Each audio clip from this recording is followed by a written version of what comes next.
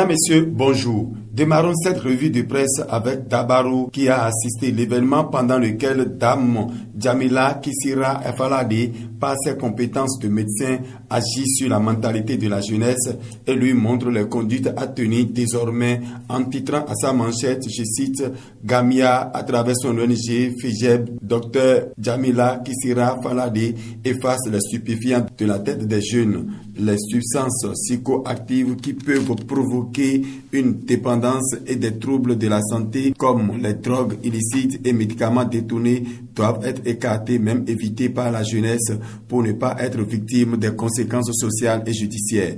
Le territorial constate l'apparition de Claudine Talon à Cotonou et écrit, je cite, quelques jours après le putsch déjoué, la première apparition publique de la première dame à Cotonou. Le quotidien précise qu'il s'agit d'une attitude qui inspire la quiétude et c'est un comportement qui justifie que le choc est absorbé. C'est un soutien de sa part à toute la société béninoise.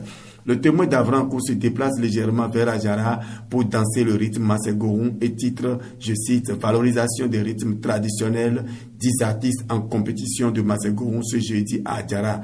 Le journal de Sylvain Tandier-Pont promet nous revenir avec une description terrible de l'événement. Wait and see. National News 24 nous ramène sur la tentative de coup d'État avorté et titre, tentative de coup d'État avorté. Emmanuel Zosso salue la fermeté républicaine et appelle à l'unité nationale. L'ancien maire de Porto-Novo est sorti de sa réserve pour livrer une déclaration d'une rare gravité. La boussole parlant de coup d'État ce jour se rend à la Criette pour assister au défilé des suspects et titre à sa urne, je cite, tentative de putsch au Bénin, une trentaine de suspects devant le procureur spécial de la Criette ce lundi 15 décembre 2025.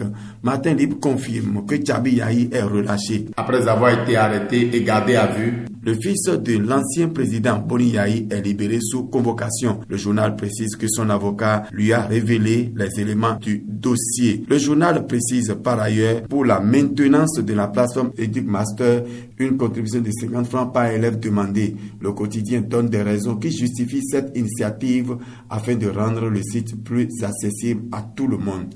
Le coopérant nous amuse un peu ce matin et nous avertit que le mois le plus chaud est sur nos nez. Les demandes des femmes sont toujours têtues. Le journal nous met en garde de ne pas profiter avec des raisons fallacieuses fictives pour disparaître en décembre et réapparaître en février, puisque ces demandes des femmes sont toujours têtues et elles nous attendent toujours au carrefour. Et c'est sur ces mots que nous mettons fin à cette revue de presse de ce 16 décembre 2025. Retrouvez-nous demain pour un autre format.